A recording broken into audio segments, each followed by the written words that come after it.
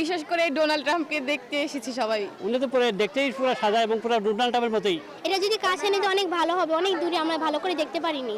আমি এখানে ডোনাল্ড ট্রাম্পকে দেখেছি, আমার অনেক ভালো লাগছে। ঈদের ছুটিতে বিনোদন কেন্দ্রে ভিড় করছেন বিভিন্ন বয়সী মানুষ। মিরপুর চিড়িয়াখানায় ছিল দর্শনার্থীদের উপচে পড়া ভিড়। বাঘসিংহের পাশাপাশি আজও কৌতূহলের কেন্দ্রে ছিল চিড়িয়াখানার নতুন অতিথি সাদা মহিষ ডোনাল্ড ট্রাম্প। হাতি, ঘোড়া আর রং বেরঙের পাখি দেখে ভ্যাপসা গরমের মধ্যেও আনন্দ উদযাপন করেছে শিশুরা। রয়্যাল বেঙ্গল টাইগার ভ্যাপসা গরমের সাথে গর্জন না করলেও বন্দিবনের রাজাকে দেখতে খাঁচার সামনে জটলা।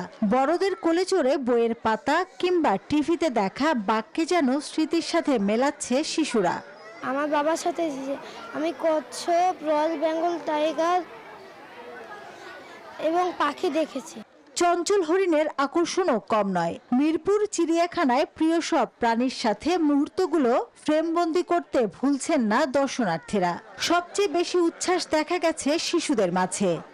বান্দর দেখছি আর হলো পাখি দেখছি, বানর, হরিণ, চিত্রা হরিণ, সজারু, সাপ আরো অনেক কিছু দেখেছি।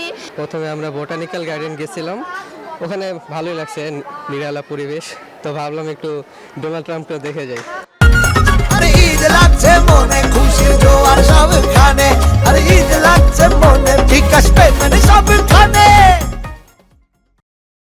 দুরন্ত বানরের ছোটাছুটি, খাঁচায় থাকা ছোট্ট লেকে ডুব সাঁতার বিনোদনের খোরাক জুগিয়েছে দর্শনার্থীদের। নবাগত মহিষ ডোনাল্ড ট্রাম্প এখনো অনেকের আগ্রহের কেন্দ্র, তাই তার খাঁচার সামনে ভিড়ও একটু বেশি। গরম বেশি হওয়ায় মহিষটিকে দেয়া হয়েছে 2টি ফ্যান।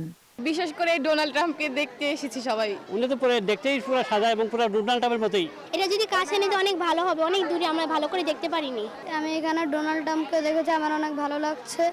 অভিভাবকরা জানান, অন্য সময় ব্যস্ততায় শিশুদের নিয়ে আসার সুযোগ হয় না, তাই ঈদের সময়টা বেছে নিয়েছেন।